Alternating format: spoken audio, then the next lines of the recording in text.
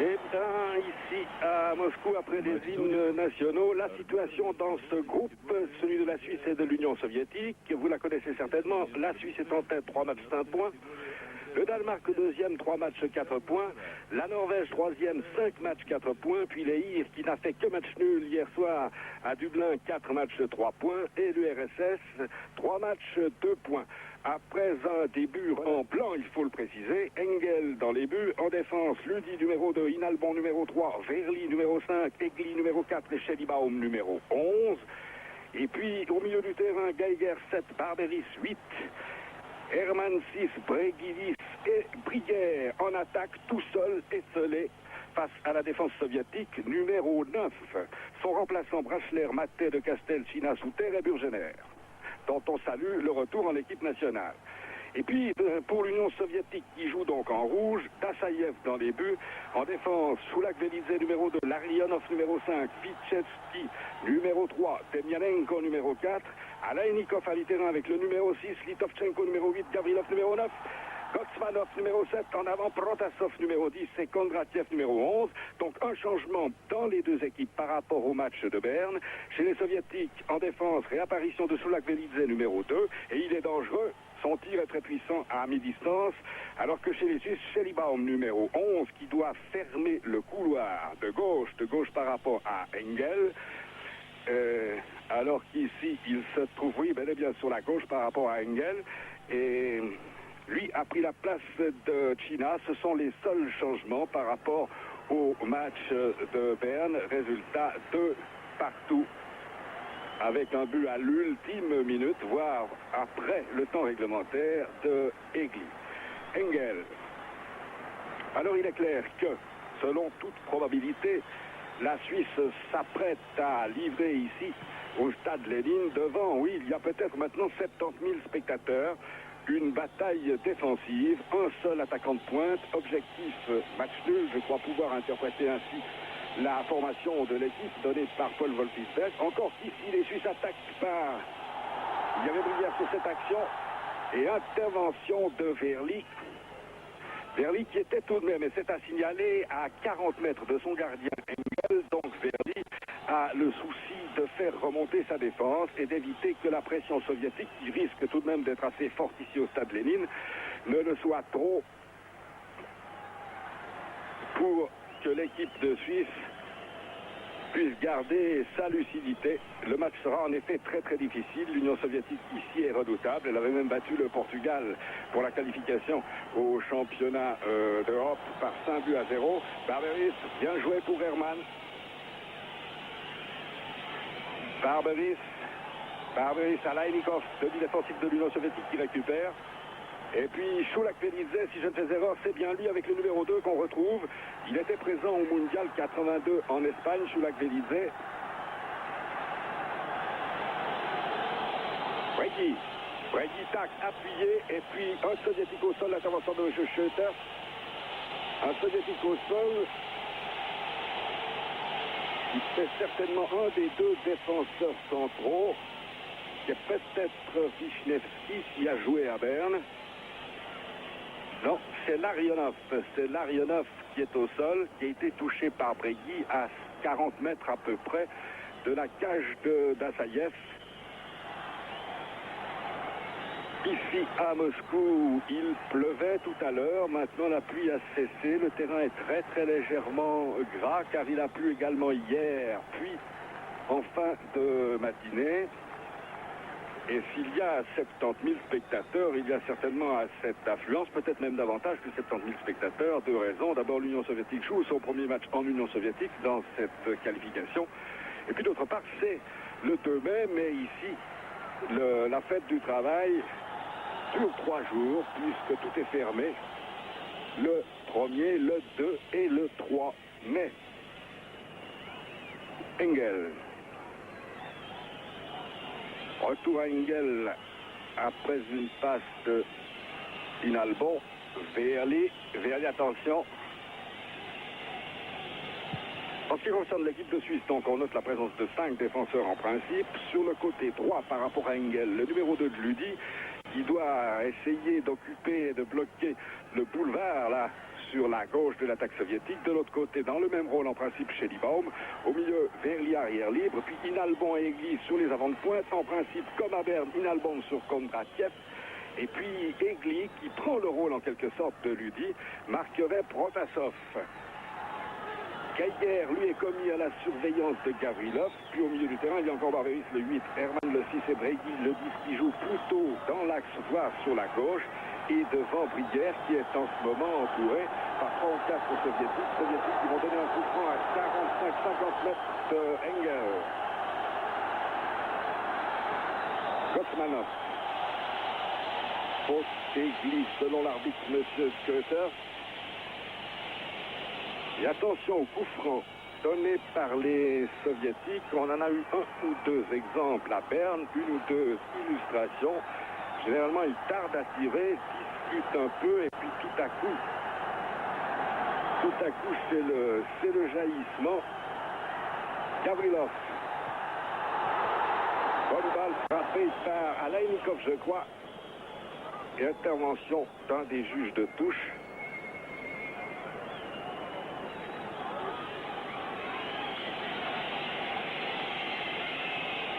On est vraiment écrasé par l'immensité du stade Lénine.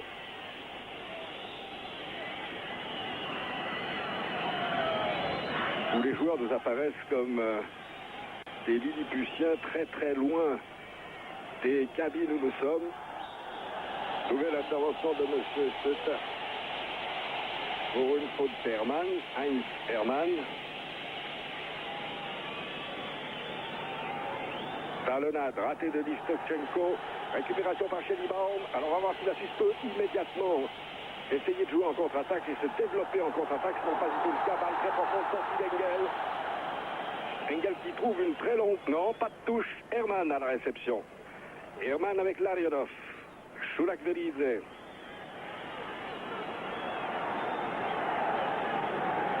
Non, le voici, Shulak-Velidze. Au centre de la défense, Shulak-Velidze. Alors, Denianenko à gauche, arrivé d'Alainikov. Et puis, sur la droite, vraisemblablement, Larionov. Schellibaum. Schellibaum est là pour lui, il est le plus avancé des Suisses. Il trouve tout de même un appui avec Brady. Hermann. Hermann tente le tir de loin. À 30 mètres à peu près. Mais enfin, on s'attendait presque à une pression plus tumultueuse, plus folle des Soviétiques sur le camp suisse en ce début de rencontre ici au stade Lénine. Et jusqu'ici, tout de même, la Suisse a passé 2 fois ou 3 fois le milieu du terrain. Gavrilov. Interception Brady. Ballon récupéré par Geiger. Briguère. Encore Geiger. Cherche l'appui avec Ludi. Et Ludi donne une balle. On refait par l'essai de cette action. Attention dans le sol. Et bon retour d'Egli. Bon retour d'Egli sur cette action soviétique en rupture qui aurait pu être dangereuse. Sur une balle perdue, si je ne fais erreur, par Ludi. Ludi encore. Barberis sera peut-être très très utile dans la conservation du ballon qui sera vraisemblablement nécessaire à mi-terrain lorsque les Suisses pourront le faire. Hermann. Briguère avec Demianenko. Tassaïev. Transversale de 50 mètres. Intervention maintenant Brady. Geiger. Geiger a évité très bien Gavrilov. Bonne passe de Barberis qui n'est pas arrivé. Puis Protasov. Attention au débarras de Protasov. L'Albon est passé. Il y avait 3 Suisses sur l'action de Protasov. Le dernier étant Barberis qui a pu récupérer Ludi. Geiger. Tous les Suisses, à l'exception de Briguère dans leur camp, mais très haut, très loin de Engel. Vous en avez la preuve, à 30 mètres d'Engel à peu près, jusqu'à cette 9e minute. L'équipe de Suisse se comporte comme il faut, tout à fait, jouant le plus tôt possible. Encore qu'en certaines circonstances, Egli ici, qui double Verly, soit d'y mettre en retrait par rapport à ses coéquipiers. Ballon perdu par Inalbon, ça peut être très dangereux. Attention à qui est là sur la droite, c'était Kondratiev. Schellibaum.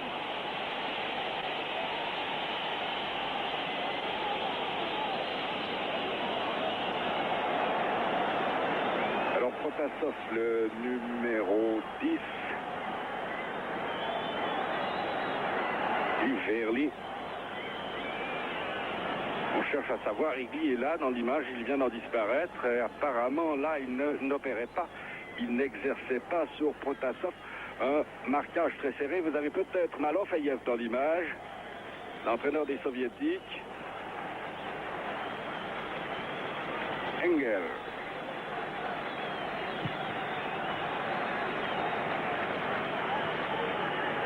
La balle est prolongée jusqu'à Barberis, mais c'est Schellibaum qui la récupère dans le camp des Suisses.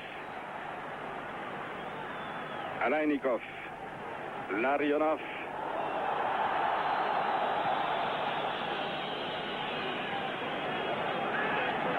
Gavrilov, plaque tournante à mi-terrain, interception par Beris qui a donné un coup de main à Geiger.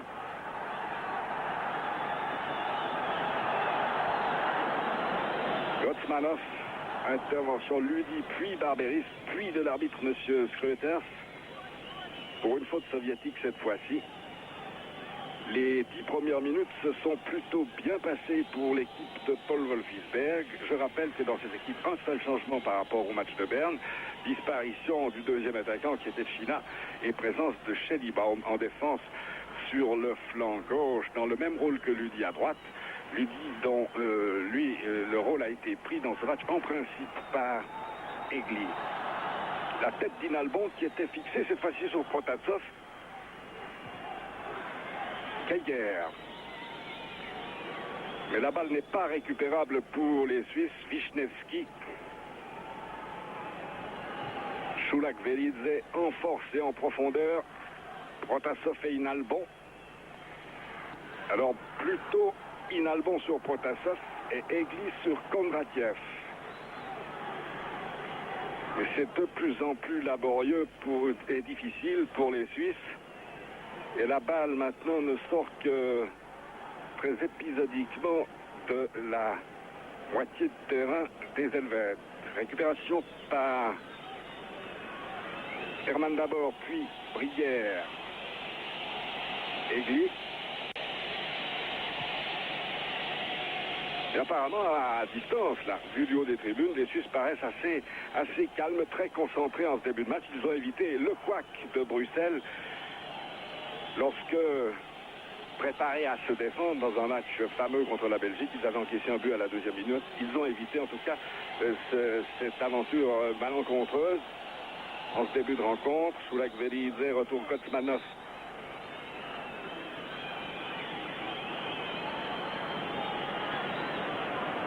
Et Ludi, à qui l'arbitre Schröters vient faire une remarque. Shulak-Velidze. Wisniewski, balle très très profonde. Geiger pour Barberis, c'est bien joué. C'était bien joué, intervention Wisniewski. Il a joué immédiatement Geiger en profondeur pour Barberis. Toujours à l'affût. Gavrilov. Le ballon récupéré par Engel, qui, il faut bien le dire, n'a pas encore été mis en difficulté de manière sérieuse par l'Union soviétique.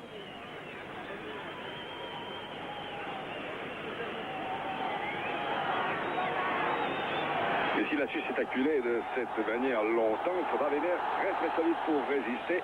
C'était une percée de Demianenko. Ludi. Geiger. Geiger, il a Shulak-Velidze devant lui. Remise immédiate, retour à Geiger. Attention, Hermann est parti sur le centre. Ludi, retour de Gavrilov. Geiger, bien joué. Et Ludi.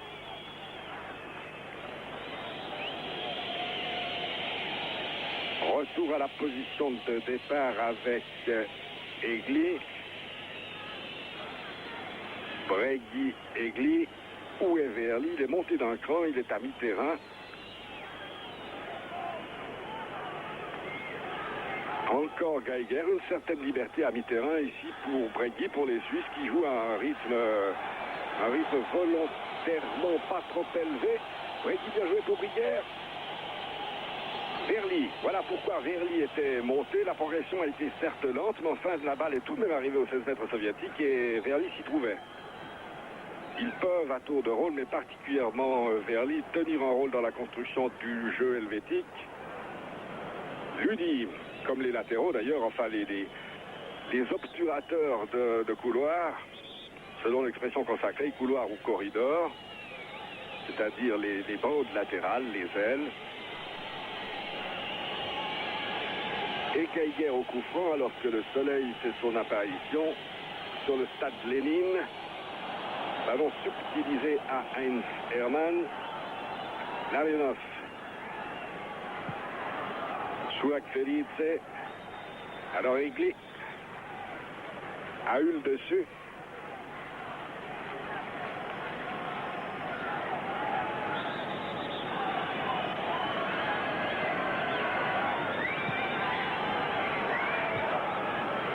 La tête d'Inalbon chez Libaum.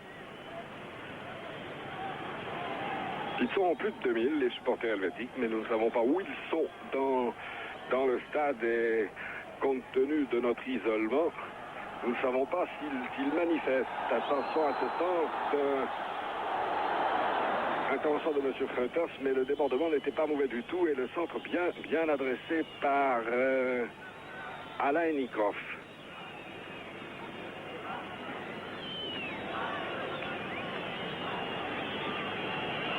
Engel.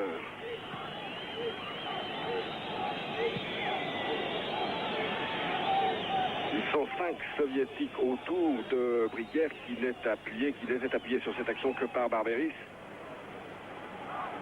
Il revient à toute allure. Demianenko sur lequel revient Ludi. Demianenko a pu centrer. Sur l'action de Demianenko, 1-0, centre en très remarquable et ouverture du score pour l'Union soviétique par 10. Très belle action, il faut le dire. Vraisemblablement Protasov. On va revoir. Alors Demianenko est passé, c'est la feinte, oui, c'est dans Protasov, une feinte de Kondratiev qui laisse passer. Protasov est à 10 mètres de la cage d'Engel. On revoit. Barberis d'abord, qui tente de s'opposer à la montée extrêmement rageuse et extrêmement rapide du latéral. Lui aussi, Ludi est en échec. La balle revient après la fin de Kondratiev sur Protasov à notre sens pour le 1-0 des Soviétiques, marqué après 17 minutes de jeu.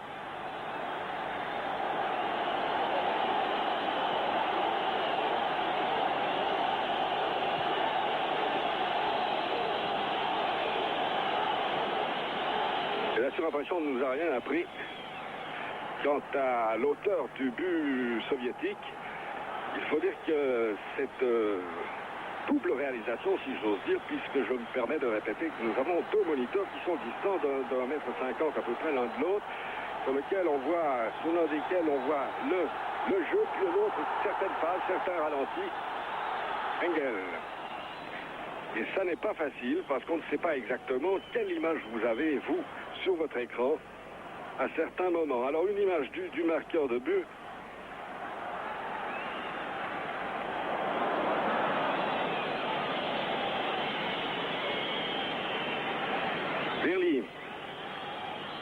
Verly sur la gauche démarqué Hermann.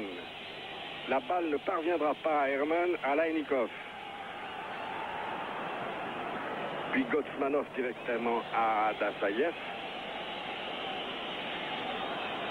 qui jusqu'ici n'a guère touché le ballon et qui est un être presque aussi solitaire que Briguère, seul en pointe chez les Suisses.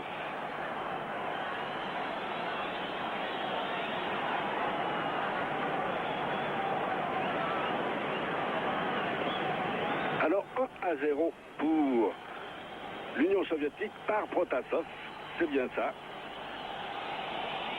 Ce n'est pas le but évidemment de Paul Wolfisberg, mais je pense qu'à ce moment du match, Wolfisberg signerait peut-être pour une défaite 1-0.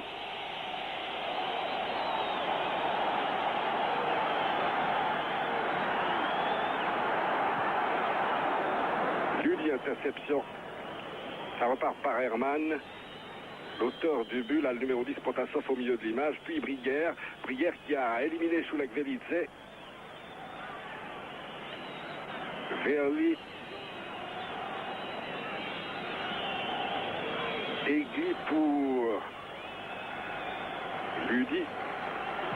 On a vraiment l'impression que Wolfisberg a craint la lenteur de Verly, le fait le plus souvent possible monter d'un cran, laissant Egli en position d'arrière. Pas d'offside, décision levée par Kondratiev.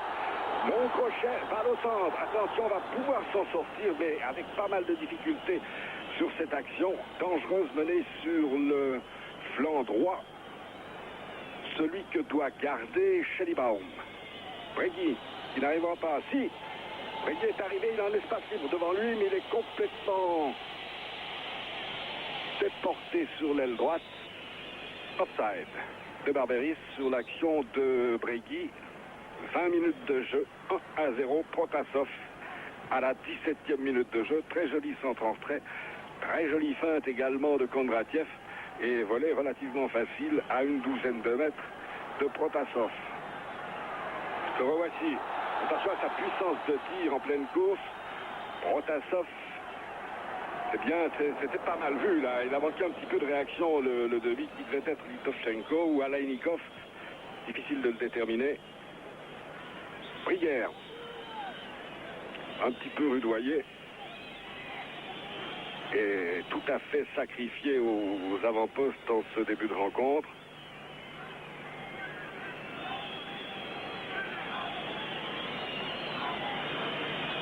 Alors coup franc pour les Suisses par Egli.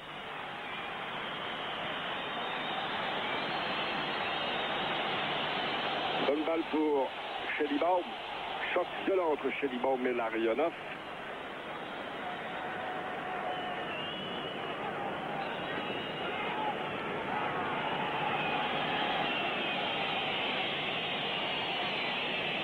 La balle est aux Suisses pour Heinz Hermann, qui est capable de faire des remises en jeu très longues. Déviation de la tête, attention d'Assaïev, première intervention devant Barberis.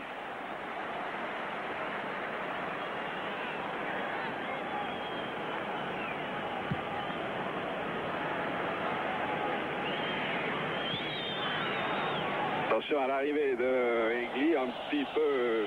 Eh ben non, l'arbitre a estimé que c'est le joueur soviétique qui s'était baissé et qui avait commis une faute sur Egli.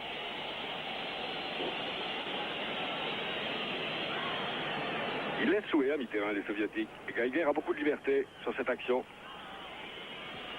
Herman. Verly, c'était pour Herman, interception. Alainikov. Attention au déboulé de Demianenko.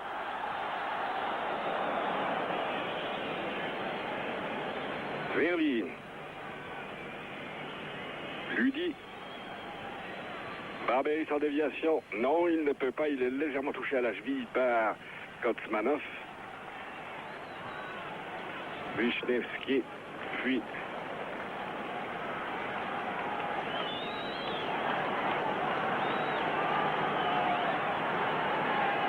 le front de l'attaque soviétique est très large, très étalé sur toute la largeur du terrain, d'où danger constant et ce soin que les Suisses doivent apporter à toucher vraiment le terrain dans toute sa largeur.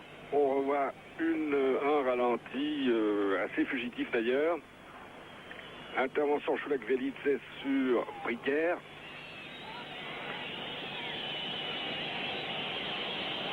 Schellibaum. Récupération. Bonne balle pour Herman. En position. Il a un petit peu trop tardé. Egli. Ludy. Cherche à éviter Gotsmanov. Faute de Gotsmanov et coup franc à 30 mètres pour l'équipe de Suisse, qui, depuis le but, a, semble-t-il, très bien surmonté sa défaillance, puisque maintenant elle est tout entière dans l'équipe de l'Union, dans le camp de l'Union soviétique, ce qui est bien la première fois depuis le début de la rencontre. Tassaïev menacé puisqu'il a joué au point. Schellibaum.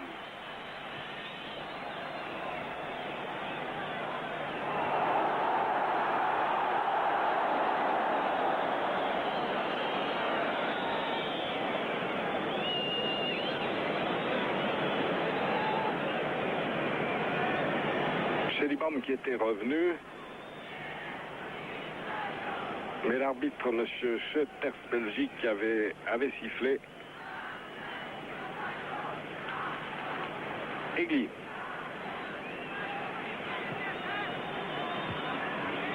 Il est marqué de très très près, Barberis. De très très près. Uli ne passe pas face à Demianenko. Attention, si Demianenko a envie de se précipiter dans l'espace libre, ce qui était le cas, mais il y a eu une très bonne intervention défensive ici. Ballon récupéré. C'est dangereux parce qu'il y a du monde au centre. Et attention au centre orthographe du sol. C'est bien joué. Bonne balle pour Kondratiev. Herman. Plus dangereux par la gauche, comme à Berne d'ailleurs, les soviétiques sur le flanc, donc droite de la défense helvétique, grâce à Demianenko en partie, et puis par leur centre en retrait.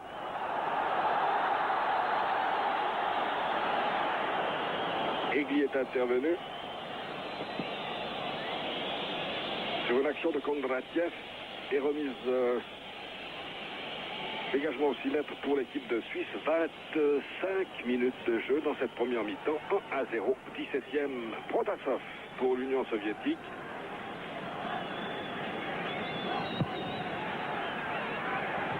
Dégagement de Engel est sans conséquences fâcheuses. Il a été repris par un soviétique. Schellibaum.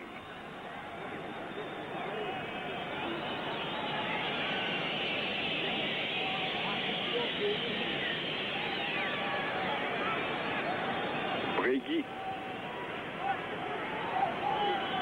Geiger.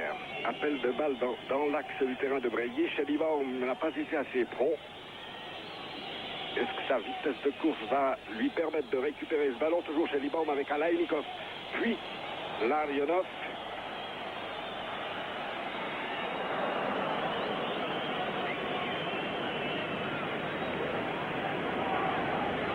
Bregui.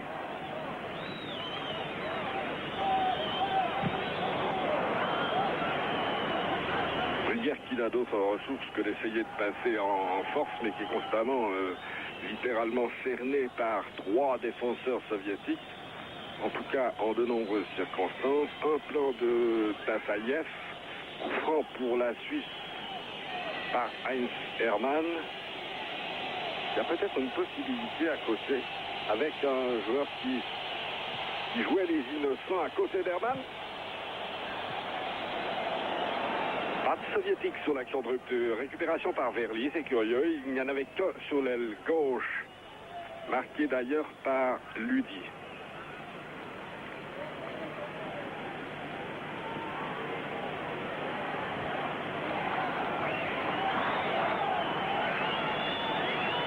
Hermann, Barberis, il laisse filer le ballon derrière lui. Demianenko.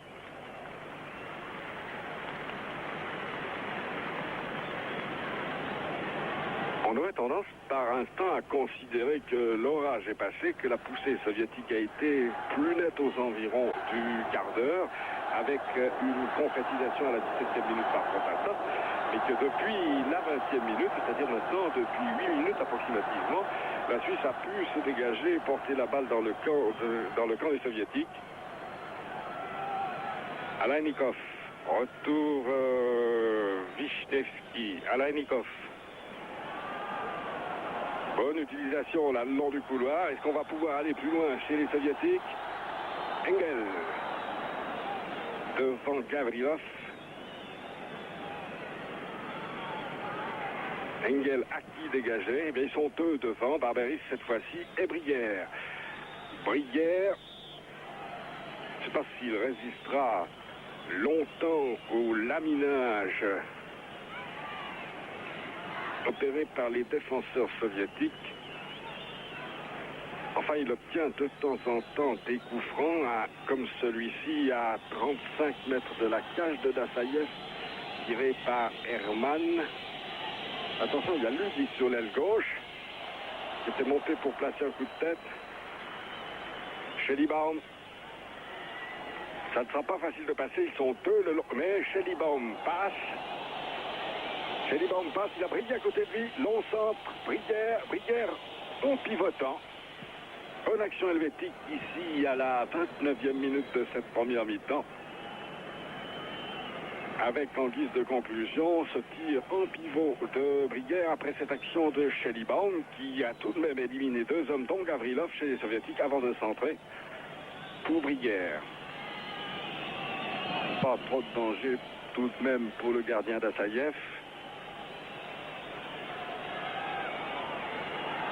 Engel tarde à sortir. Là, il y a eu une mésentente en défense.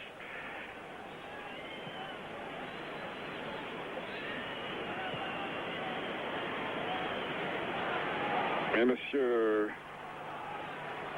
Reuters avait sifflé et accorde ainsi un coup franc à l'Union soviétique à 35 mètres de Karl Engel que voici.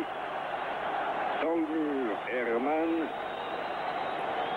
Geiger et Bregui, et puis Verly sur les 16 mètres, puis Egli qui contrôle Gavrilov ici. Balle piquée, sortie d'Engel, là. Oui, c'est le moment, c'était le moment.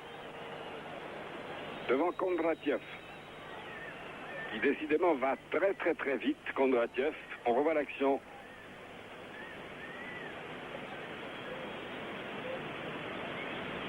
Schellibaum.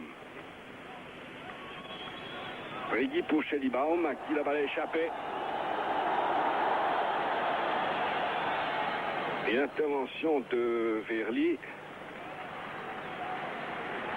qu'on voit beaucoup dans cette première mi-temps. Deux très bonnes actions soviétiques dans cette première mi-temps. Une ponctuée par le but de Protasov et une deuxième action du même style d'ailleurs il y a quelques minutes.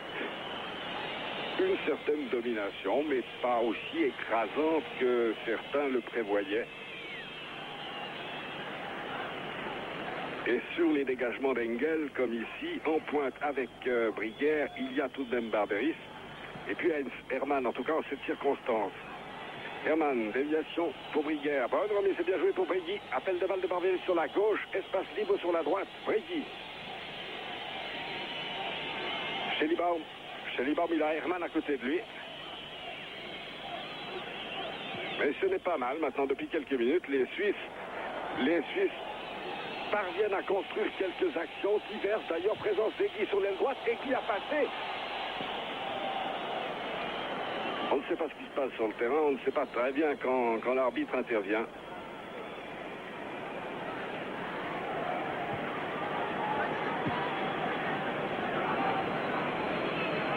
Dassaïev, Demyanenko. Ludi sur le chemin de Demyanenko. Donc un rock. Et M. Schoeter estime que l'intervention de Ludi est trop violente, irrégulière. Avertissement à Heinz Ludi qui barrait la route à Demyanenko, dont on a vu le rôle important qu'il a tenu sur le premier but, puisque sur cette action, venu de très loin, il avait résisté d'abord à Barberis, puis à Ludi, avant d'adresser le centre que Protasov a transformé en but. Attention, Kondratiev. Offside. Le linesman n'a pas hésité une seconde. Offside de Kondratiev. Il allait droit au but dans l'axe, là. Alors, toujours 1-0 après 33 minutes de jeu dans cette première mi-temps. Où, dès la 20e minute, il faut dire que la Suisse remonter le terrain comme le courant, parvenant depuis la 20e minute approximativement à souvent se situer et porter la balle dans la zone de jeu des Soviétiques, dans la partie médiane des Soviétiques. Dassaïev.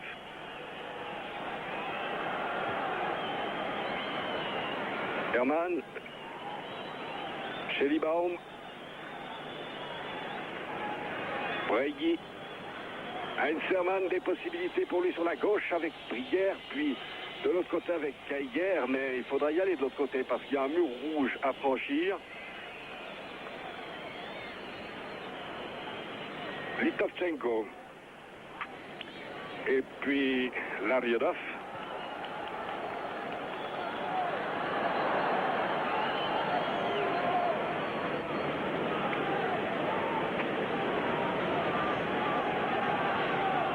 Gavrilov, déviation pour Gotsmanov. Attention à ce Gotsmanov là sur le flanc droit, il est dangereux. Protasov est sur l'aile droite en ce moment, marqué par Inalbon. Il y a eu des permutations, mais on peut dire qu'en fait, c'est Inalbon qui contrôle Protasov, alors qu'il avait laissé Kondratiev qu'il marquait au début de la rencontre. Gavrilov, il va laisser un de ses coéquipiers, intervention, offside. En l'espace de 3 minutes, 2 offsides consécutifs qui mettent un terme à des actions soviétiques qui auraient pu être dangereuses. La première l'a été d'ailleurs puisque Kondratiev a pu marquer, mais le but a été annulé. 35 minutes de jeu. Il en reste 10 dans cette première mi-temps. Toujours 1-0, Protasov, 17e minute pour l'Union soviétique. Egli. Donc Ferli est monté, il est décalé, il est à mi-terrain, offrant une possibilité de passe et d'appui supplémentaire. Attention, Barberis qui soulève la balle en direction de Bregui, sans succès. Ça va repartir très vite parce qu'il y en a des deux côtés. Il y a Kondratiev, je crois, sur la gauche, oui, c'est lui, face à Ludi. Egli et Kondratiev. Trouve-t-on de l'autre côté la tête d'Inalbon? Il n'y a pas grand monde devant lui, sinon Barberis qui est en pointe et puis Herman qui est sur l'aile gauche. Bon, si Ludi réussit à donner sa passe dans son propre dos, voilà qui est fait le long de la ligne à Heinz Hermann, c'est mieux. Ludi encore. Brière, non, on n'a pas pu récupérer, bien joué. Et maintenant, Shulek-Velidze. Emelianenko. Herman, est-ce que Herman réussira là où deux Suisses ont échoué tout à l'heure pour la compte de Emelianenko? Attention, il va être sur ça. L'arbitre Schroeter n'a rien dit pour le moment, il laisse l'action se poursuivre. La balle revient et c'est 2-0. C'est 2-0. Les Suisses interviennent, Engel est fâché. On avait le sentiment d'un pénalty que l'arbitre a laissé aller et l'Union soviétique porte le score à 2-0. Je vous avoue, on ne s'est pas fait de partie, peut-être par Gavrilov, ça n'est pas certain, ou Gotsmanov. Que l'image là n'est pas très claire, c'est Kondratiev qui réussit le dribble, mais ce n'est pas lui qui tire. De toute façon, c'est Protasov encore, le numéro 10, comme tout à l'heure, 2-0. On avait remarqué sa puissance de frappe et sa valeur au match aller à Berne. On en trouve aujourd'hui une confirmation aux dépens de l'équipe de Suisse, 39e ou 37e minute plus précisément, 2-0 par le même Protasov. Qui est ici marqué, vous l'avez dans l'image, par Egli.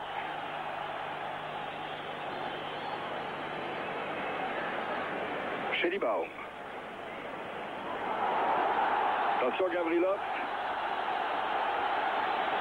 Gavrilov. La balle a passé pour Kondratiev. Oh là, Engel, et je crois que c'était encore Protasov. Non, c'était Litovchenko. Herman. Ce n'est pas certain, c'était peut-être bel et bien Protasov. Bregui.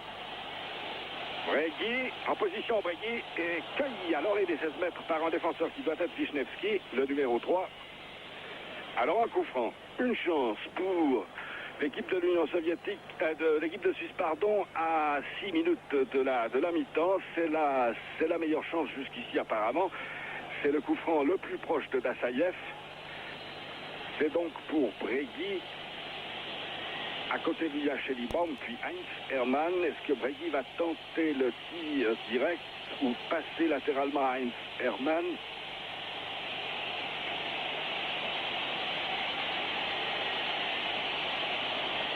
Bregui. Il a levé alors beaucoup trop haut son ballon par-dessus le mur soviétique sans inquiéter Dassaïev.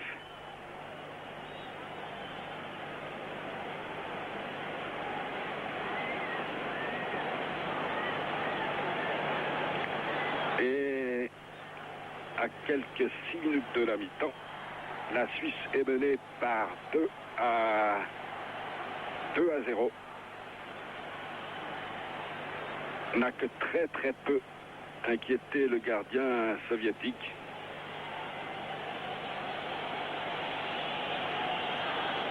C'est dire que maintenant la question qui peut se poser à Paul Wolfisberg et à l'équipe nationale dans son ensemble, c'est faut-il essayer de limiter les dégâts avec cette formation de tendance défensive qui a été alignée au début du match ici à Moscou? Il faut-il la modifier avec l'espoir d'obtenir un but, de revenir au score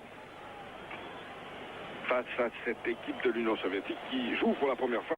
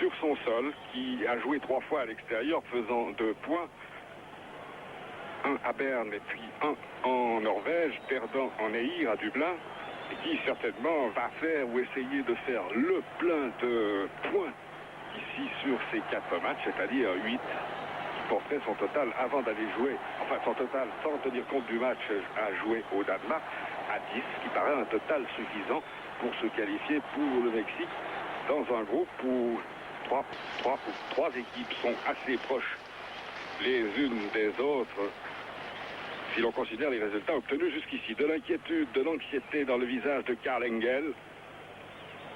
2 buts en moins de 40 minutes, c'est beaucoup. Il reste maintenant 4 minutes à jouer. Ce qu'il faut éviter, en tout cas, c'est le 3e avant la pause.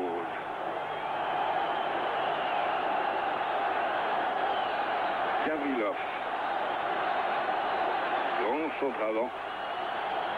Par la taille et aussi par le talent. Engel relâche. 3-0. 3-0. Erreur d'Engel. Alors centre tendu et 3-0. Mais par qui? Kondratiev peut-être. C'est une catastrophe pour l'équipe de Suisse que ce 3e but, à notre sens, c'est Kondratiev qui a marqué. Alors le centre de Gavrilov, la sortie d'Engel, puis un homme qui surgit là derrière la défense helvétique. 3-0, ceci à la 41e minute. Kondratiev en effet, sur une erreur d'Engel, mais il faut dire que le centre-tir, le coup franc adressé par Gavrilov était assez redoutable. Alors 3-0 Kondratiev, c'est évidemment beaucoup. Il faut remonter tout de même assez loin pour enregistrer un résultat négatif aussi net. Il y a eu des 3-0, certes en Hongrie, en Belgique, en Hongrie 2 fois, en RDA, mais c'était au terme de la rencontre. Et puis il y a même eu récemment, je parle ici des matchs joués sous l'ère Wolfisberg, il y a eu également un 4-0 concédé face à l'Espagne à Genève en mai 1984. Mais en tout cas, sur le plan comptable, c'est l'échec en première mi-temps avec 3 buts encaissés, 2 de Protasov, 1 de Kondratiev par Engel. Alors tous les plans de l'architecte sont à l'eau. De l'architecte Wolfisberg sont à l'eau. Cette équipe défensive, ce n'est pas la première fois, n'a pas réussi dans sa mission. Ce fut le cas à Bruxelles. Et pour transformer une équipe défensive en équipe offensive à la mi-temps, ça n'est pas très facile, mais il y aura vraisemblablement des changements en deuxième mi-temps. Coup franc, Bregui, Hermann. Bregui sur la voie, Bregui. C'était un peu mieux cadré que tout à l'heure. Un peu mieux. Le mur est passé, mais il manque encore, il faudrait que la balle retombe de 50 cm à peu près, que la trajectoire soit corrigée assez sensiblement pour que Dassaïev soit inquiété. Schellibaum, ballon perdu, heureusement, c'est Inalban qui a récupéré, Hermann. Les Suisses donnent l'impression de courir beaucoup, de s'époumoner en vain, cherchant leur adversaire, courant derrière une balle qui devient de plus en plus insaisissable en cette fin de première mi-temps. Les Suisses ont connu pourtant une assez bonne période de la 20e à la 35e minute, alors que vraisemblablement l'Union soviétique reprenait son souffle après sa domination initiale. On sait que l'Union soviétique manie particulièrement bien l'art d'accélérer et de ralentir le jeu, qu'elle sait attendre son heure, qu'elle sait spéculer aussi sur la faute de l'adversaire, mais dans ce match-là, il faut bien dire qu'elle a su créer la faute de l'adversaire. En tout cas sur les 2 premiers buts. Uli.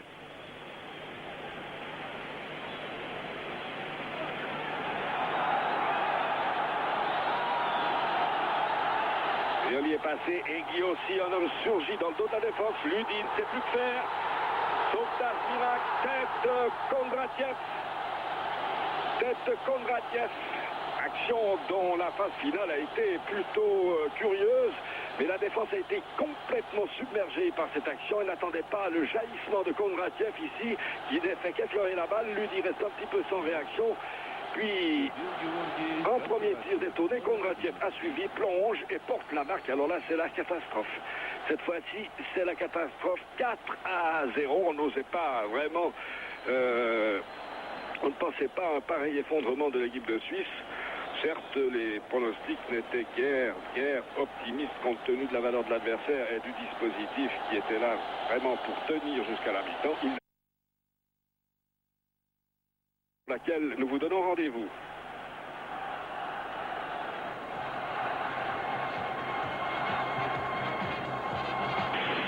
Il est bel et bien de 4-0 à 45, c'est-à-dire que sur le plan comptable, c'est vraiment le score le plus lourd enregistré depuis très longtemps. On se met à penser avec certaine inquiétude au 8-0 encaissé contre la Hongrie en 1959 à Budapest par une équipe nationale. 4-0 de réussite de Protasov, 2 de Kondratiev. Et le score est certes un peu lourd, mais il traduit l'affolement de la défense helvétique lors de la poussée finale, surtout de l'équipe soviétique, mais poussée finale préparée par la supériorité soviétique dans le domaine de la vitesse en particulier, face à une défense qui a déjoué depuis le début de la rencontre. On ne sait pas s'il y a eu des changements ou un changement peut-être dans l'équipe de Suisse. Il nous semblerait que Barberis est sorti et qu'on a introduit un autre attaquant qui pourrait être maté, mais nous ne sommes pas renseignés. Et on va essayer de le voir par l'image maintenant, si ce changement a été opéré. Et à nouveau, une situation très chaude devant Karl Engel a été opérée par Paul Wolfisberg, pour lequel cette journée sera véritablement désastreuse. On se demande si les douaniers soviétiques l'ont retenu à la frontière et l'ont démuni de les oignons qui l'ont tenu compagnie pendant le début de la campagne helvétique sur le plan de ces championnats du monde de Mexico 1986. Le Mexique paraissant bien loin aujourd'hui après cette débâcle de la première mi-temps, 4-0. On s'est permis de rappeler au début du match qu'ici même le Portugal, qui avait ultérieurement pourtant disputé le championnat d'Europe en France en 1984, avait perdu ici 5-0. C'était un rappel cruel, mais qui a trouvé ici une plus cruelle encore illustration. L'équipe de Suisse ayant été particulièrement malmenée au début du match, et puis surtout depuis la 35e minute, et en l'espace de 8 minutes, l'Union soviétique a marqué 3 fois. Longue balle de Larionov. Il semble bien que Barberis ait quitté la pelouse et qu'un deuxième attaquant soit aligné par Wolfisberg. On craint qu'il ne soit trop tard. Ça doit être massé, mais on n'en est pas certain. Bregi dans l'image. Hermann. Dégagement hasardeux, balle peut-être récupérée par Briguère. Retour Bregi. Encore Hermann face à Larionov. Hermann avait passé Larionov comme une faute. Intervention de M. Schröter. On n'entend pas, on ne sait pas si le public soviétique vibre aux exploits de son équipe qu'il a retrouvée. Donc je rappelle que c'est la première apparition de cette équipe soviétique dans le cadre de ce championnat du monde, de ses qualifications pour le championnat du monde. 4 buts en première mi-temps, c'est évidemment un exploit.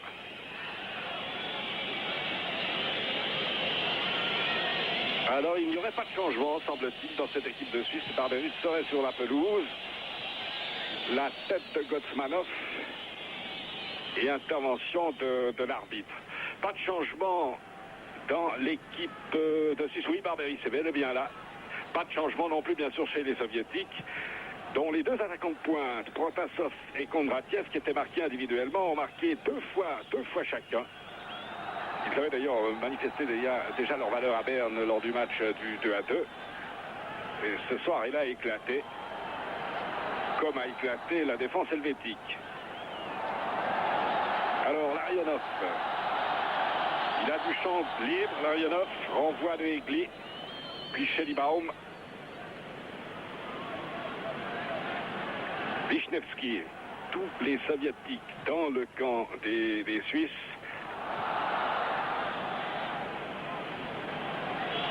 Ils vont pouvoir peut-être sortir de leur zone par Hermann.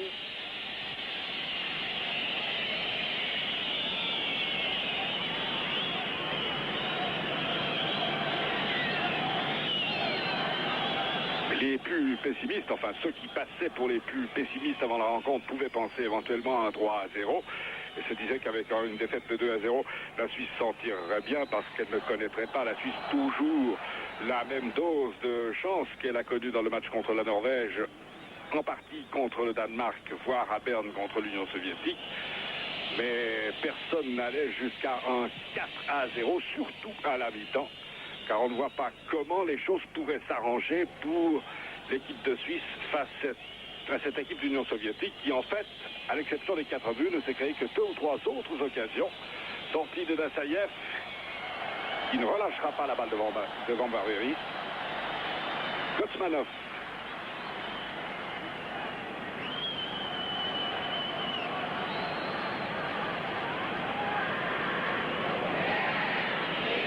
Hermann.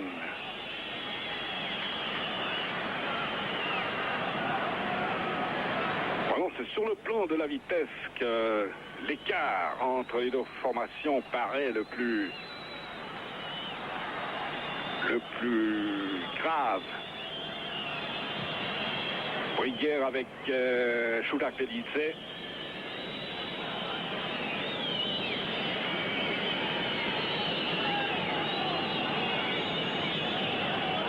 Corner pour la Suisse par Bregi.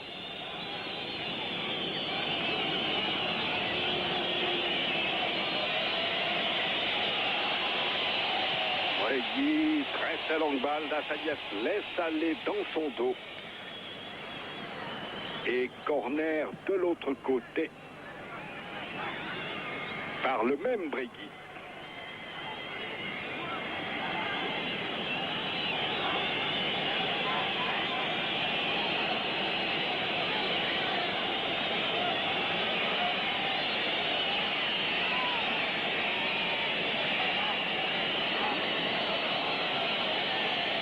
Alors, Brady est là. La balle est remise. Offside. Offside. Sur cette remise-là, face à Dassaïev, qui d'ailleurs n'aurait pas été trompé.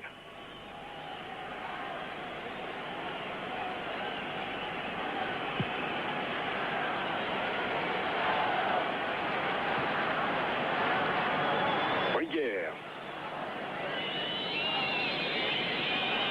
Sur le plan comptable, celui des points, la défaite n'est pas très très grave. 4 matchs, 5 points, la Suisse est encore dans la course. Mais alors sur le plan des buts encaissés, sur le plan de la différence de buts, c'est une véritable catastrophe.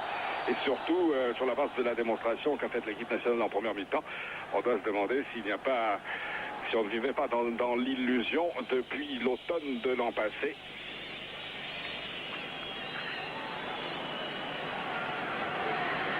Demianenko. Encore intervention là sur Alaïnikov. Encore que certains journalistes aient tiré la sonnette d'alarme en certaines circonstances, ne se laissant pas abuser par les résultats un peu chanceux. Et au travers de ces résultats, constatant la part de chance qu'avait eu l'équipe de Suisse lors des matchs contre la Norvège, voire le Danemark et l'Union soviétique. On doit à la vérité de le rappeler pour nos confrères de la presse écrite, suisse romand en particulier. Briguère, il a réussi à faire passer la balle, mais c'est tout ce qui a passé parce que Ludi ne s'était même pas propulsé sur l'aile droite. Ludi qui a connu, il n'est pas le seul d'ailleurs, une première mi-temps catastrophique sur le flanc droit de la défense helvétique.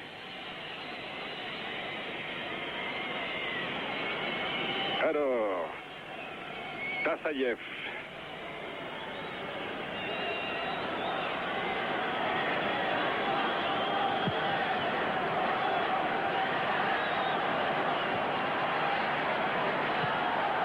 Balle de Protasov en profondeur.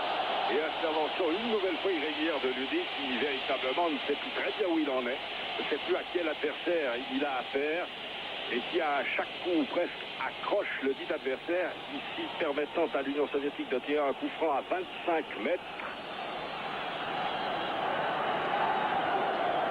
Peut-être un peu plus, une petite trentaine de mètres. Avec il y a Kondratiev, il va y avoir Gavrilov, puis derrière Vishnevski.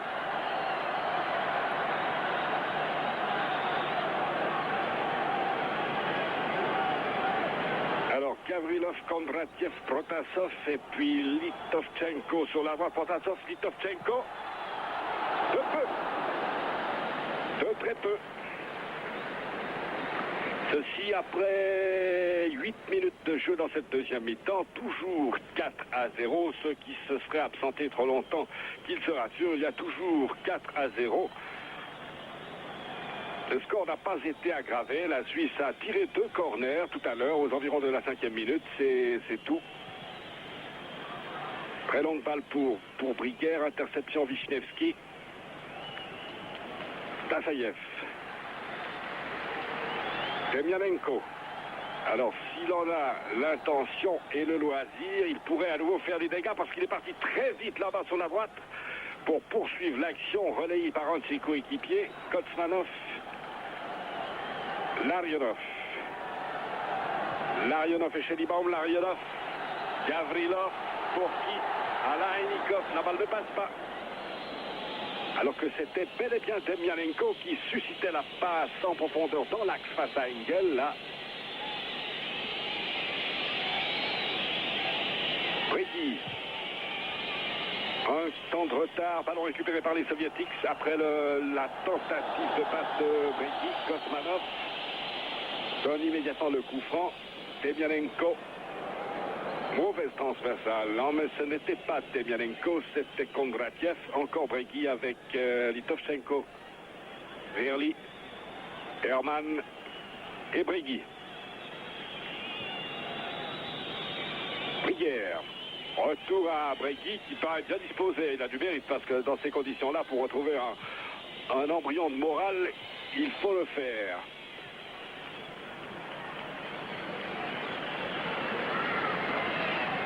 Alors Tassaïev, qui aura vraisemblablement connu la première mi-temps la plus tranquille de sa carrière internationale, Larionov.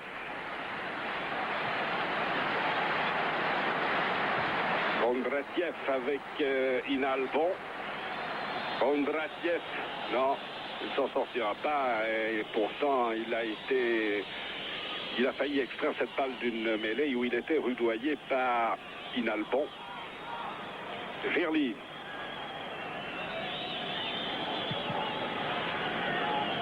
Engel, long dégagement, Barberis, contrôlé par Demianenko. Gavrilov, bien joué, finement joué de l'extérieur. Gotsmanov dans l'axe, ballon récupéré par Ludi. Il donne alors une image d'affolement parfaite. Demianenko en position, il a évité la joueur d'Egli. Mais Ludi est revenu sur Demianenko. Et Brière. Faute commise sur un Suisse.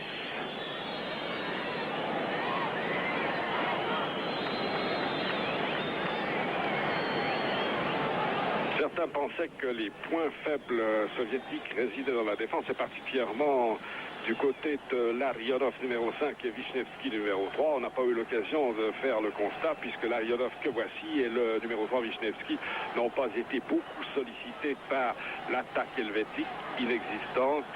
Demianenko, il a décidé, lui, qu'on ne s'arrêterait pas à 4-0. Demianenko, et c'est la troisième fois qu'on le voit, cette fois-ci dans l'axe du terrain, tenter la percée. Hermann, intervention de M. Schroeter. 40 mètres de la cage de Karl Engel.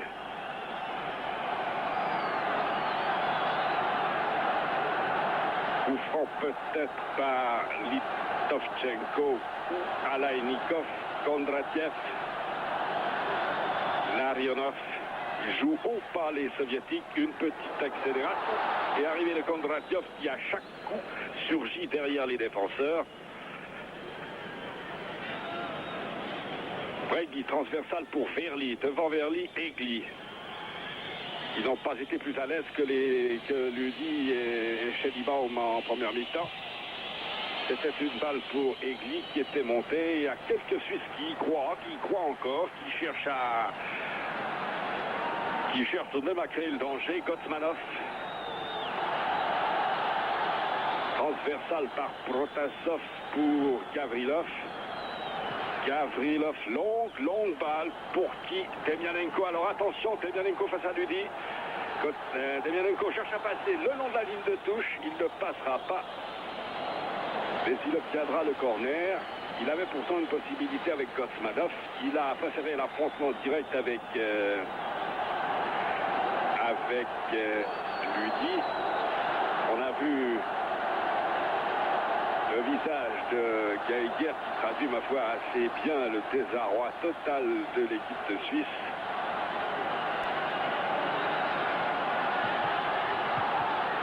Ballon rabattu sur... Je crois que c'était Gotsmanov, je n'en suis pas du tout certain. Larionov. Alainikov, petite balle levée, mais pas très bien. Ballon récupéré par Geiger. Remise Breguet, Geiger, ballon à nouveau chez les soviétiques. Gotsmanov. Beaucoup de possibilités pour le porteur du ballon, malgré le regroupement défensif des Suisses. La tête d'Hermann. Et Kondratiev, une nouvelle fois, qui coupait et qui cherchait à récupérer, là, sur la tête d'Hermann, cette balle qui est allée jusqu'à Engel.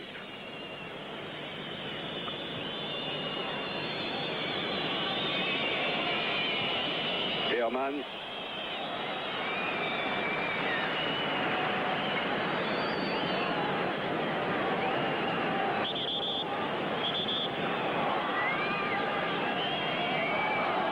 Un changement chez les Suisses. On va voir arriver, deux joueurs vont sortir. Breguet et Barberis. Et puis Maté et Brasler vont entrer. Alors tout d'un coup, on va se retrouver à 3 attaquants à une demi-heure de la fin. Christian Maté et Manfred Brasler pour Bregui et Barberis.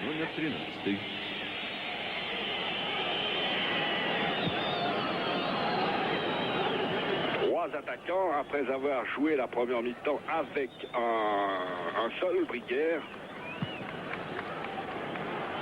Je n'irai pas jusqu'à dire qu'il eût peut-être fallu faire le contraire, mais on attend toujours en Europe alors que Gavrilov a servi Protasov. Protasov a évité une Alban. Petit ballon, ça c'est bien joué. Voilà, le sauvetage. Sauvetage par Egli, c'était le 5e par Litovchenko si Egli n'était pas revenu cette fois-ci rapidement. On va revoir l'habileté de Protasov qui donne une petite balle en retrait pour Litovchenko. Et ils sont nombreux, il y a Litovchenko, mais il y en a d'autres à qui Protasov aurait pu donner ce ballon.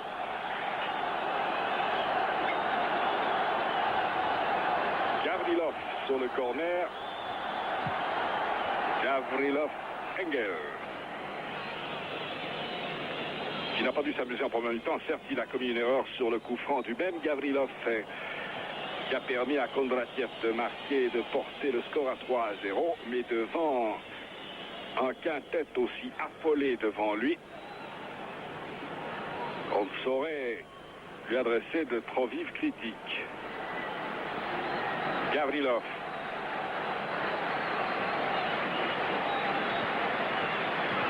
Bonne remise de Gotsmanov, c'était bien joué là, très rapidement.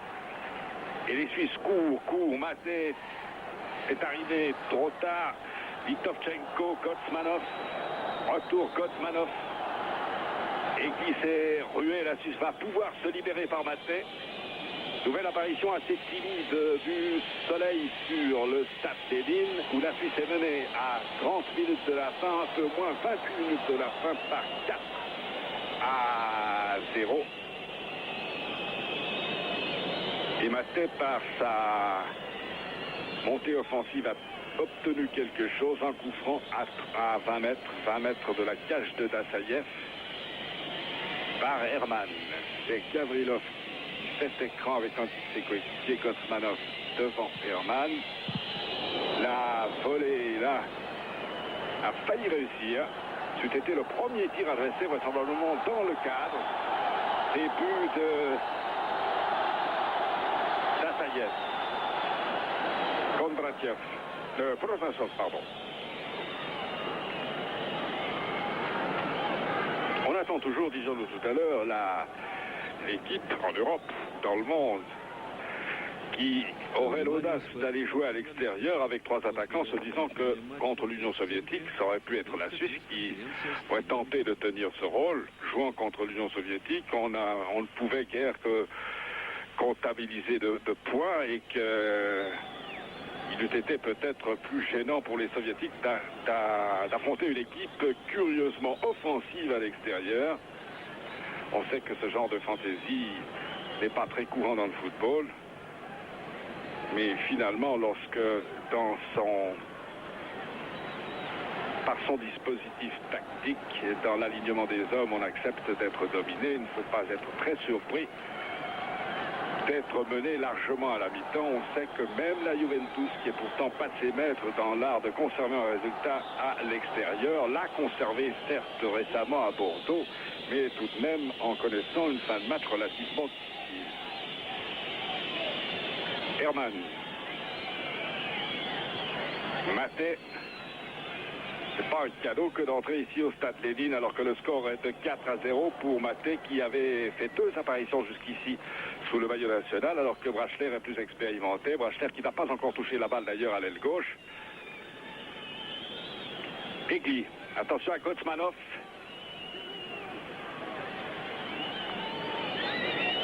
Ballon récupéré par Brasler. Brasler il a pris bien sur sa droite. Maté qui est parti sous l'aile gauche. Et un bon tir dans le petit filet, certes à l'extérieur, mais enfin un tir d'une certaine puissance, mais intervention du juge de touche.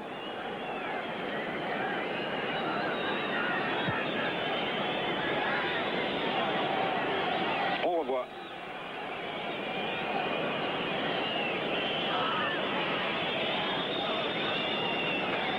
De Chély Schellibaum à Inalbon.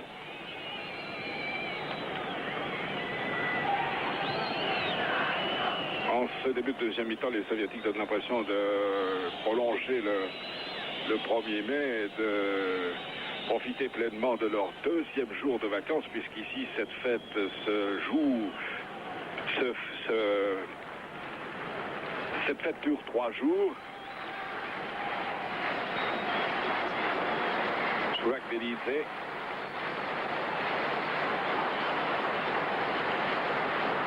Alors, Demianenko de l'espace. Avec lui, il pourrait y avoir des dégâts dans la défense helvétique. Demianenko, relais avec Alaïnikov. C'est un schéma classique.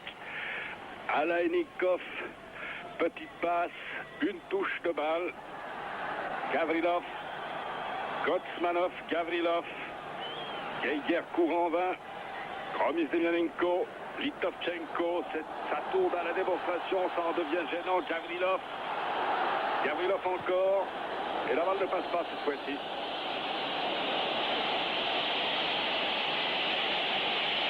Mais cette balle avait peut-être franchi la ligne de fond. Sur l'action de l'avant-centre du Spartak de Moscou, qui est le coéquipier du gardien d'Assaïev. Il y a des joueurs de plusieurs centres ici, de plusieurs grandes villes.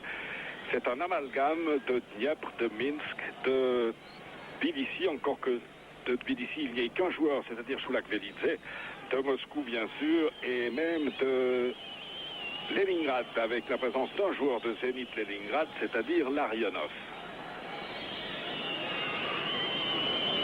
Schellibaum. Ils ont l'air complètement déboussolés. Les Suisses font preuve d'une bonne volonté évidente, mais c'est à peu près tout ce qu'ils manifestent sur ce satellite. Schellibaum centre arrivé. C'était Brasler. Bricaire face à Demianenko. Paraît aussi efficace dans le jeu défensif que lors de ses montées en avant, dont on a vu quelques exemplaires en ce début de deuxième mi-temps et en première mi-temps surtout.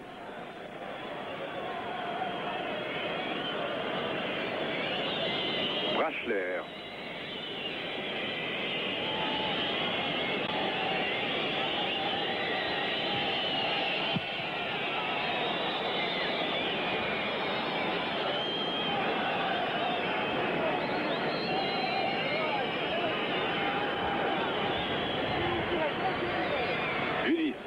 Lui pour Maté.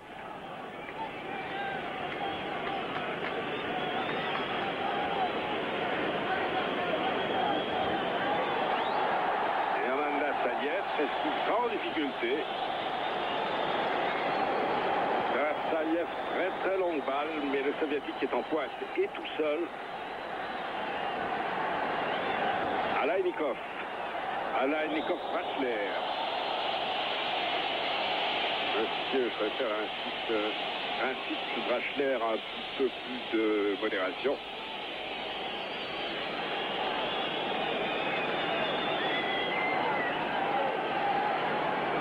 Choulak-Velidze.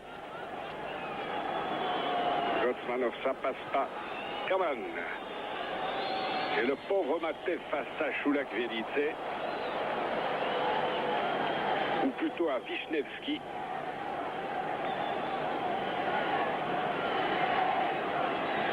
L'impression d'écrasement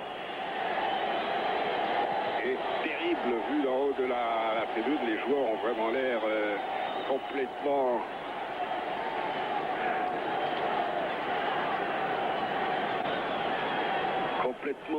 dominés par les événements, les joueurs suisses bien sûr. On avait déjà au début de ce match, à la présentation des équipes, lorsque les Suisses sont entrés sur la pelouse, l'impression assez désagréable de petitesse dans cette immensité du stade Lénine. Compte tenu de l'option défensive du coach et de l'équipe nationale, on a vraiment le sentiment que rien ne pouvait se passer de très glorieux pour l'équipe de Suisse aujourd'hui. Certes, entre la 20e et la 35e minute, on a eu au moment où les Soviétiques paraissaient lever un peu le pied, le sentiment que la Suisse pouvait, non pas refaire son retard, mais enfin tout de même équilibrer un petit peu plus le jeu. Brasler.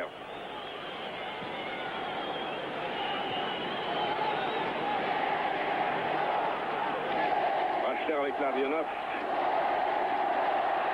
La supériorité physique, technique des Soviétiques est très nette. Protasov, dans toutes les phases de jeu, on peut la constater. Gavrilov, non. Ludi. Herman.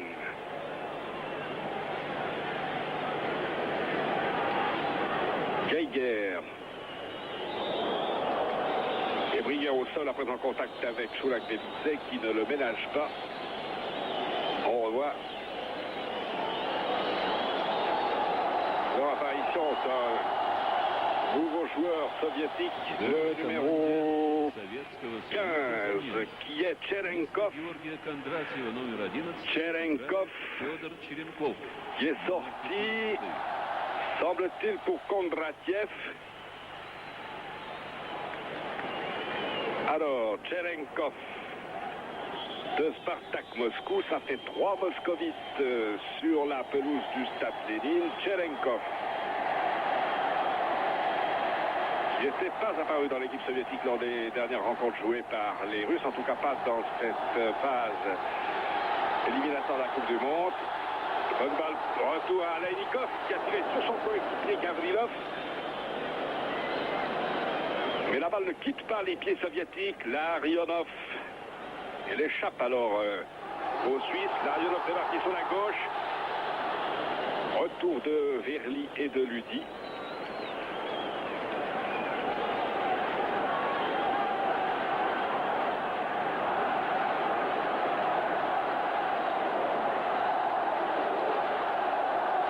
Ludi, si l'image nous le montrait, cherche son adversaire, mais ne sait plus très bien où le trouver, même sur corner, c'est-à-dire sur une action arrêtée.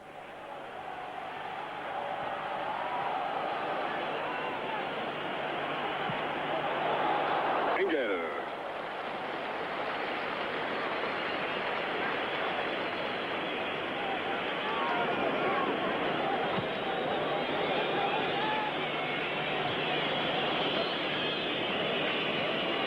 Maté. Herman sur une passe de Geiger, toujours Herman. Il paraît difficile aux Suisses de conserver simplement le ballon. Geiger, tentative de balle trop longue pour Geiger. Tassayev. Protasov. Alainikov. On aimerait voir Demyanenko un petit peu. Voici Gotsmanov.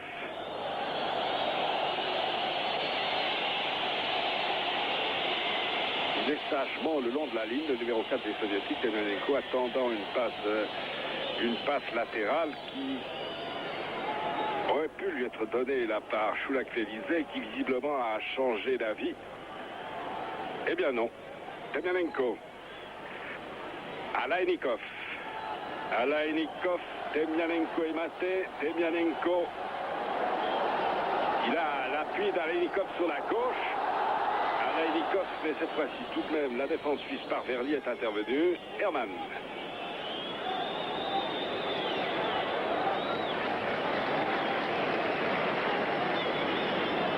Une impuissance totale manifestée par l'équipe de Suisse et illustrée par un plan ici de Ludi.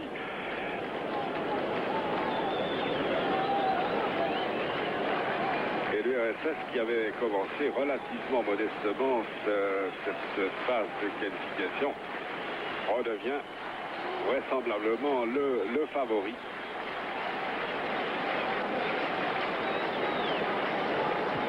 Dans ce groupe où il y a encore le Danemark. Verly.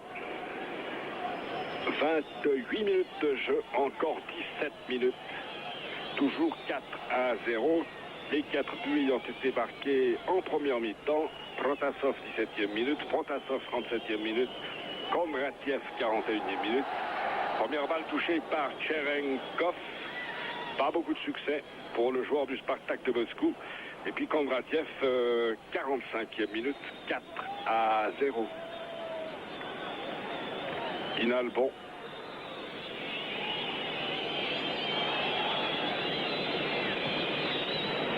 Ludi. passe de Zavolt récupérée par Gotsmanov ou Alainikov.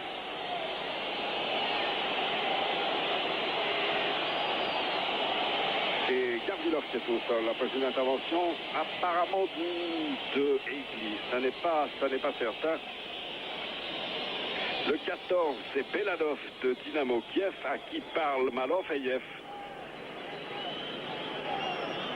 L'entraîneur soviétique dont on disait après le match de Berne qu'il avait en main une équipe en formation mais d'avenir et qui en fait aujourd'hui une assez brillante démonstration aux dépens d'une équipe de Suisse alors complètement déboussolée dès le début de la rencontre, qui ne s'est reprise que partiellement au milieu de la première mi-temps, avant de s'effondrer de la 37e à la 45e minute.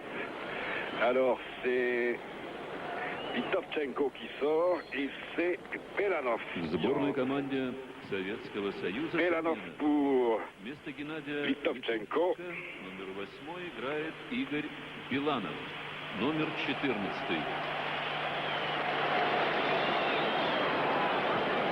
Bonne remise directe, à une touche le jeu, pas de complications. Très collectif à 2 ou 3 joueurs. Brachler, il est très loin du but puisqu'il doit venir chercher la balle dans son propre camp à 20 mètres à peu près de la ligne médiane. C'est dire quel chemin lui reste à parcourir pour aller inquiéter Dassaïev. Wisniewski. Larionov Dassaïev. Il est indiscutable qu'en deuxième mi-temps, les Soviétiques ne forcent pas trop leur talent. Cherenkov. Interception Feherli.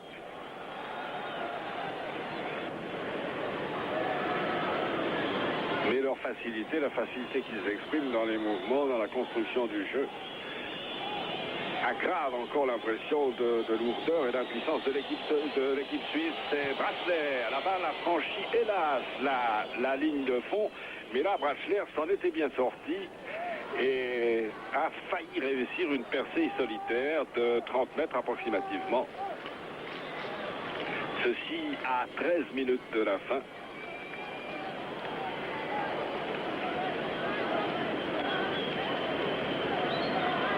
Dassaïev.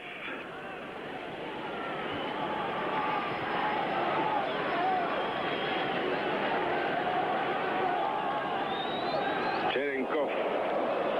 Certains disaient hier que la pelouse du stade Lénine n'était pas très bonne, mais ce n'était pas l'opinion de Paul Wolfisberg et de la majorité des joueurs. Mais là, ce raté technique de Cherenkov pourrait peut-être nous prouver le contraire. Alors Engel. Inalbon.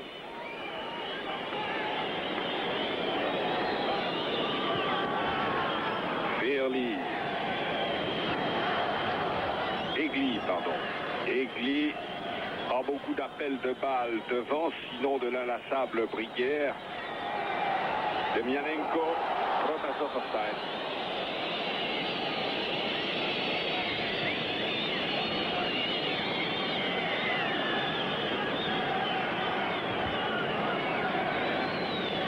Selibao.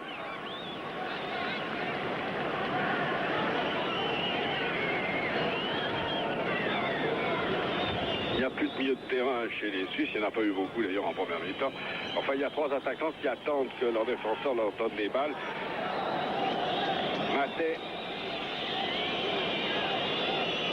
Maté préserve son ballon malgré 3 soviétiques. Ludi.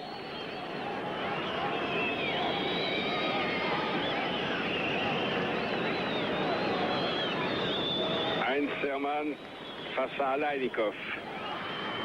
Demianenko.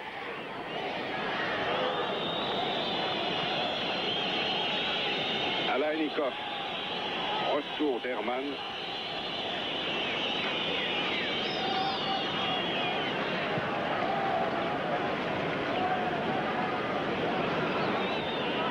Kalenikov encore, le demi-défensif de cette équipe soviétique. Enfin, défensif, c'est une façon de parler aujourd'hui, puisque Kalenikov a pu se mêler au jeu d'attaque avec autant de brio que ses partenaires du milieu du terrain, les deux avant-de-pointe, Protasov et Kondratiev, faisant le reste. Gavrilov, Gotsmanov, Gavrilov, Kalenikov. Les possibilités avec qui? Avec Gavrilov? Non. Retour de Schelibaum. Et 10 minutes à jouer, 4-0. La défaite la plus lourde avec celle concédée à l'Espagne à Genève en mai 84 de l'ère Wolfisberg. Une défaite qui, sur le plan comptable, à part les buts, n'aura qu'une incidence très relative, mais qui, sur le plan alors, du moral et des illusions créées par les victoires, la victoire en Norvège et la victoire contre le Danemark, sera très très difficile à supporter. Et Ludi perd le ballon, Protasov. Cherenkov, lui, n'a pas marqué puisqu'il vient d'entrer à la place de Kondratiev.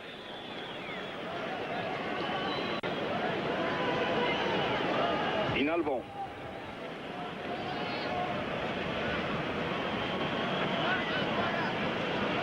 Geiger pour Brachler. Geiger se porte sur la gauche, mais Brachler l'ignore, tente le 1-2 avec Briguer qui remet beaucoup trop loin.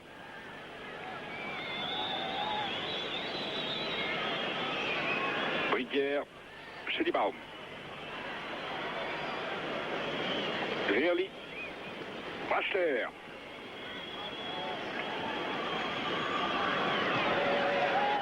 Wisniewski, ça repart. Cherenkov.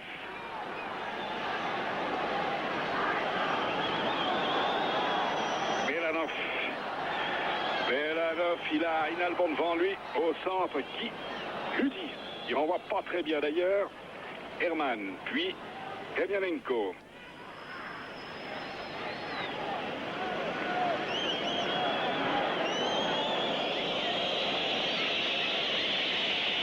Il y a aucun parmi les, disons, 70 000 spectateurs qui ne fassent mine de quitter le terrain. La fin de l'après-midi ici à Moscou est plutôt agréable, ensoleillée. L'URSS mène par 4-0. Le match a perdu tout son intérêt puisque les efforts des Suisses sont laborieux et vains dans cette deuxième mi-temps où l'Union soviétique laisse un peu aller. Mais personne ne bouge dans le stade Lénine.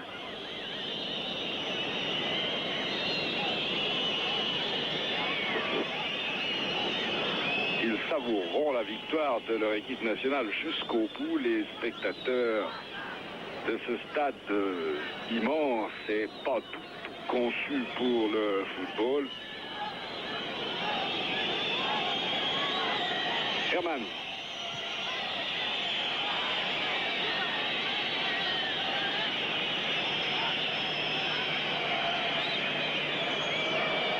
Schelibaum qui a réussi son débordement.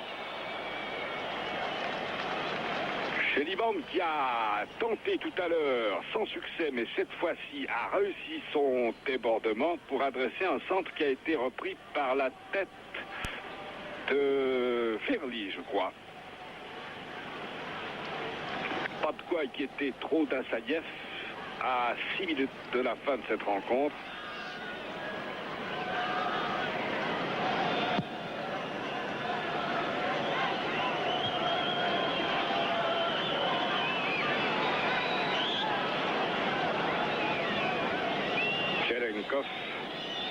Coup franc pour les Suisses par Eklik. Herman, Brachler, retour à Herman, intervention de Larionov, toujours Brachler, c'est de ce côté-ci que peut venir le danger, avec Brachler et Schelibaum. Brachler n'a pas passé face à Wisniewski, mais la balle a été sortie par Wisniewski. Brachler. Heinzermann plutôt, qui va tenter une touche très longue.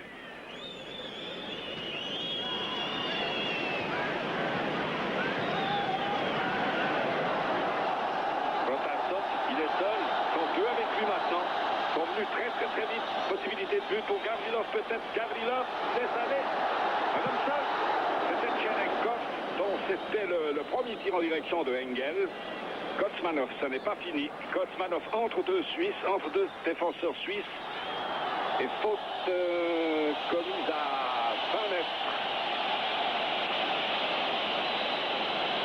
sur Cherenkov, vraisemblablement. Non, ce n'est pas lui.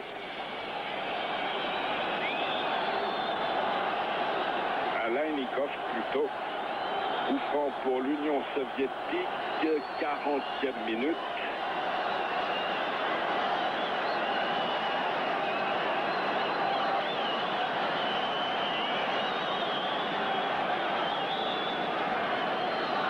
Talonnade pour Gavrilov, servi. Wisniewski.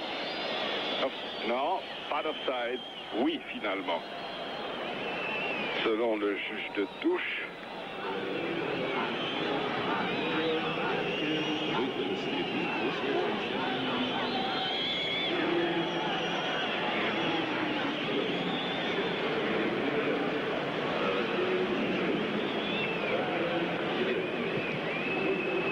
Eh bien, ce ne sera pas facile de se refaire un moral avant d'aller à Dublin dans un mois.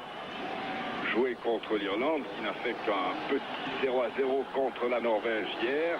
Cherenkov, sur lequel se précipite Inalbon. Cherenkov est Inalbon mis en corner. Un mois, ça ne sera pas de trop pour essayer de se refaire une santé avant d'affronter l'Irlande. Là, le match aura une certaine importance.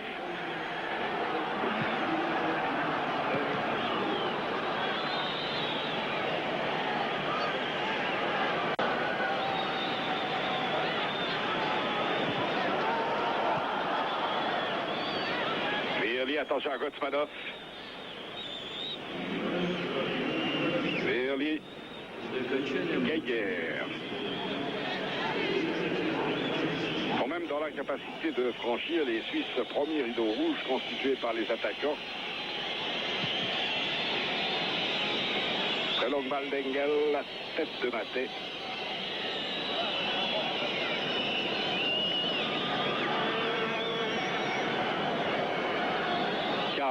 De 3 minutes de jeu maintenant.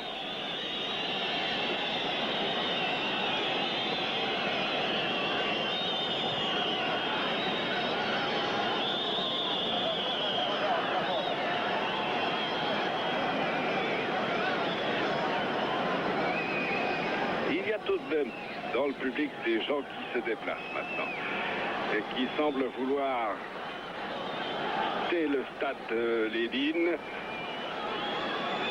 Larionov, appel de balle sur la gauche. On n'a pas vu de quel joueur soviétique.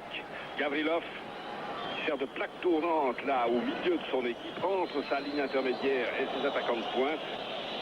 Avec beaucoup de lucidité d'ailleurs. Rachler, dernier rush du Saint-Gallois, poursuivi par Wisniewski.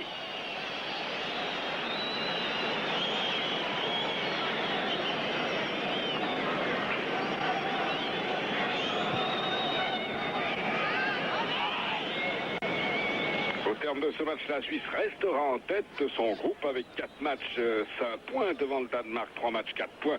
L'Union soviétique, 4 matchs, 4 points, qui précède la Norvège, 5-4 et les IR, 4-3. Il n'a pas très bonne mine aujourd'hui, le leader du groupe, mais en fait, sur le plan comptable, 4 matchs, 5 points, c'est encore acceptable et ça n'hypothèque pas trop les chances pour le Mexique, encore qu'il puisse paraître déplacé de parler de Mexique au terme d'une exhibition aussi catastrophique que celle produite par la Suisse en première mi-temps face à l'Union soviétique, dont il faut tout de même peut-être rappeler qu'elle est balle chaude devant Dassaïev pour Briquière, dont il faut peut-être rappeler qu'elle est vraisemblablement en train de retrouver une équipe de grande qualité. Et qu'aujourd'hui, elle a fait une première mi-temps assez époustouflante ici au stade de Lénine, où la Suisse a perdu par 4-1.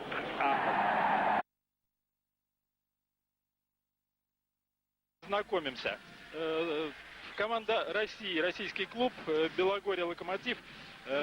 Александр Косарев 3-й номер, Пабло Миано, либеро 5-й, Алексей Кулешов 6-й, 8-й Сергей Тетюхин, капитан команды, 9-й Вадим Хомутских, связующий, 12-й Сергей Баранов, диагональный, 14-й и второй игрок первого темпа Андрей Егорчев. Вводили мяч в игру итальянцы, это был Гордини. Первый удар Андрея Егорчева, итальянцы скидывают руки, но мяч попадает в площадку, это значит, что первое же очко на чужой подаче завоевывает команда «Локомотив». Будем считать это хорошим знаком. Главный тренер российского клуба Геннадий Шипулин, старший тренер Борис Колченц.